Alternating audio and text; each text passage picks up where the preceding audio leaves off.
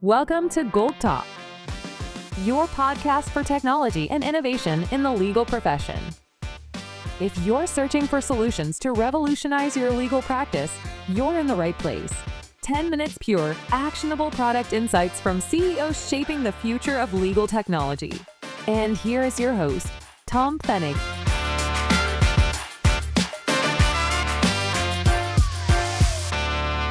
Hi, everybody. A warm welcome to my guest, Parth Chanda, former CEO and founder of Lextegrity, and David McNeill, CEO of Case IQ. Welcome to the GOLT Talk podcast, where we cut through the noise and deliver the facts straight from top minds in legal technology. Take it away, give us a brief intro about yourself, and then we start rolling. All right. Hi, everybody. I'm David McNeill. I'm the CEO of Case IQ. And Case IQ was founded by former internal investigators at the industrial company ABB about 25 years ago. And they founded it as iSight. It was rebranded in 2023 to Case IQ. And I came on board about 3 years ago in 2022 as the CEO. So we are focused on helping businesses manage their compliance risk from prevention through to immediate detection and incident management and mitigation. And in January of this year, we acquired Lextegrity. We had the opportunity to add Parth and add his leadership team to our organization and create what we're pretty convinced is the most holistic and effective compliance risk management platform on the market. Great. Hi. Thanks, David. I'm Parth. I'm the founder of Lextegrity and now EVP of Risk and Compliance Transformation at Case IQ. I was a compliance lawyer in-house at Pfizer for many years. I oversaw the global anti-corruption compliance program, and I really co-founded Lextegrity almost 10 years ago to create the tools I wish I had when I was in-house for compliance functions and audit and investigation functions. So our mission was really to empower compliance officers to stay ahead of compliance risk with more access to data-driven compliance tools. And now we've joined forces with Case IQ. We can now offer an even more powerful solution that covers also the incident management side. So can you please give me a few use cases within the segments that you are operating? Sure. What we have as a collective solution is something that reimagines this entire risk management lifecycle for compliance teams. So we provide tools that prevent compliance issues. So think approval workflows for gifts and entertainment, HCP engagements for life sciences companies, conflicts of interest, third-party due diligence. But we know in many organizations, these controls, they're not always going to prevent everything. So we offer compliance monitoring that provides advanced data out of analytics and AI to help actually proactively detect issues. And then finally, we have hotline and we have incident or case management at the end of the process to help report issues and to help effectively investigate the issues. And we have AI that we have been, as an organization, embedding really collectively across the DNA, the tools that we offer, so that we can help improve everything that we are giving to our customers. I think what sets us apart is our ability to deliver this across all organizations from life sciences, and this is to go to use cases. Life sciences, you think broadly across lots of different industries from the compliance team, and with the case management solution that we provide, it goes to employee relation use cases in HR, to corporate security, to fraud, and so forth. Parth, would you want to add anything? No, I think you summed it up really well, David. I would just say maybe from my perspective as a former compliance officer, I oversaw a portfolio of about 100 countries where, multitude of activities going on day to day, and you need all of these tools in your toolbox. You need these preventative approval tools, but you also need these detective tools. And historically, for most organizations, these detective tools have been really limited to the hotline, have been very reactive, where you're pretty much waiting by the phone for something to come in reactively. So now with the addition of our compliance monitoring solution, as a compliance officer, you can proactively be looking for wrongdoing such as fraud, corruption, embezzlement, sanctions issues, conflicts of interest, and catch those issues immediately and stop them from becoming systemic issues that are going to turn into very large legal investigations and maybe even a voluntary disclosure. And frankly, for me, also in the process of this, not just from a risk management perspective, as a compliance officer, you just feel much more empowered day to day and almost you have more fun in your job because you're doing something that's a little more interesting. You're sleeping better at night for sure, but you're also ahead of the business in terms of risk, and you become much more of a champion for integrity within your organization. All right, let's speed it up a little.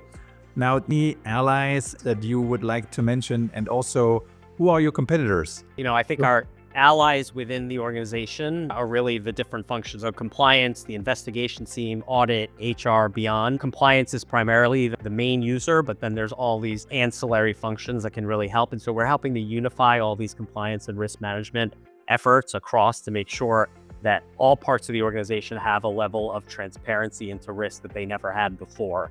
And from the workflow side, by providing really intuitive workflows for the business teams, we're making it easier for teams within the organization to collaborate and respond faster, make better decisions. So whether it's a compliance team that's flagging a potential risk, HR that's conducting an investigation, or managing a conflict of interest, all of these things can be done in a much easier way, but in a much more data forward way as well. I'll just add, I would agree we're in the compliance world for sure, but given some of the solutions that we've developed within Case IQ, sometimes that'll extend to the employee relations or HR, corporate security, fraud, and it can be anywhere from the C-suite, it can be at a VP level, but oftentimes we're dealing with director levels as well. And so from an ally standpoint, you've got somebody actually managing the work that's taking place.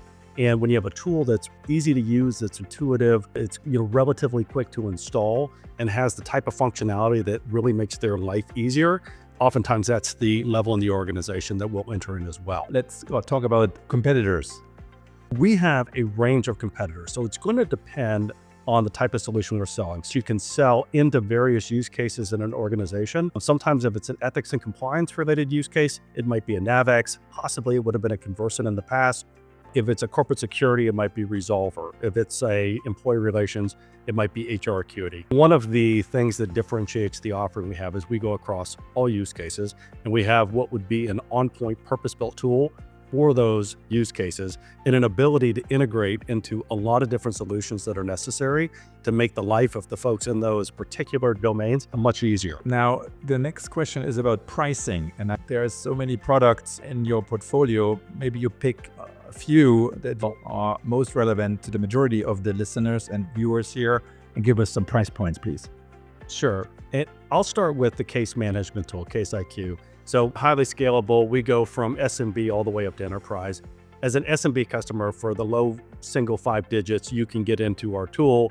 So you've got an entry-level price point that most small companies even, it would be affordable, just given the workflow efficiency it adds. Now that can go up into the 6 figures for an enterprise customer, and it's really going to depend on the number of use cases, number of employees in the organization, or modules that we fire up.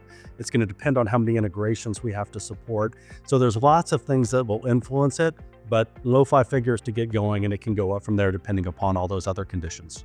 Just really quick part, sorry, S&B for those who may not be familiar with the abbreviation. Just small to medium business. So we'll work with plenty of customers that have less than 500 employees, all the way up to customers with hundreds of thousands of employees. Okay. And I would just, on the compliance tool side, in terms of approvals and disclosures, third party, and our compliance monitoring solutions, it's the same, really the same posture that we've taken in the marketplace. We work with companies, I think our smallest customer is 50 employees. Our largest one is 500,000 employees. And so the pricing, again, on the smaller side can start, and even for larger enterprises that are using smaller use cases like potentially conflicts of interest and things like that, can be in the low 5 figures to mid 5 figures. And then as you get into larger enterprises with multiple use cases, monitoring multiple financial systems across multiple risk domains, you're into the 6-figure pricing. What we've really, on the implementation side, particularly around data analytics, that is a big challenge. There are a lot of data systems, a lot of complex data. We've taken a much more productized approach to that than our competitors. And I want to just touch on the competitors on this side, because I wasn't able to add that. A lot of the competitors that we have are consulting firms and quasi-consulting firms. So the big 4 accounting firms, AI, are really consulting firms that have some technology that are assisting them, but they're really bringing in your data in a very manual way from all of your systems. We've built pre-built connectors with things like Concur, SAP, Oracle, etc., where it's not an IT project. So implementation timelines are shorter, implementation costs are cheaper, and time to value for our customers is quicker. Last question, implementation effort. I'll start, and I'll give a perspective around the case management, investigative case management. Let Parth jump in on some of the other products. You can configure a product very quick. However, there's generally going to be some time associated with it. If a customer has multiple departments involved, you need to have people that get together. And then it's also influenced by integrations. If there's legacy data migration, for us, we shoot for about a 12-week cycle time to get most customers up and going. If you're a larger customer, a really enterprise customer, it could be 6 months. I guess at the very outset, it could be closer to 9 to 12. But that is what we tell customers all the time is, we can do it quicker. It's going to depend on you, and it's going to depend on, if you work with us in a programmatic way to get this thing buttoned down tight, and that's what we aspire to do. And it's a very similar, Tom, very similar approach on our side as well. The compliance tools, which are the workflow tools, your conflicts of interest, third-party due diligence, there's often a lot of business process change and thought that needs to go into it. We give our customers templates to begin the whole process of the content management, but if they want to make additional adjustments, there can be some time spent on their side. But we have customers that do a quick start, they take our content and they go live immediately with what we have. I talked a little bit about the cost implementation as part of the cost piece of compliance monitoring. We really shorten the period of time to bring in data with these pre-built connectors and API connections that we have, but it's still the whole process realistically with the business process change, with getting IT on board, et cetera. You are still looking at that kind of 12-week period, 12 to 15 weeks is the time we give, but we've had projects that have gone much quicker than that. But as we all know, expectation management is really important here. So let's settle on a 3 months implementation cycle. But we should also be realistic and contemplate some complexities, IT challenges maybe, and then it can go up to a maximum of 9 months, if I took you correctly, David. I think that's good. The overwhelming majority of the projects are going to be done within that time frame. Parth, David, it's been a pleasure having you on the GOLT Talk podcast. We essentially introduced 2 companies at once, so the exception here to go beyond 10 minutes is justifiable. I'm sure the audience appreciated the candor and transparency. All the best. Take care. Thank you, Tom. Thank you. Cheers. Cheers.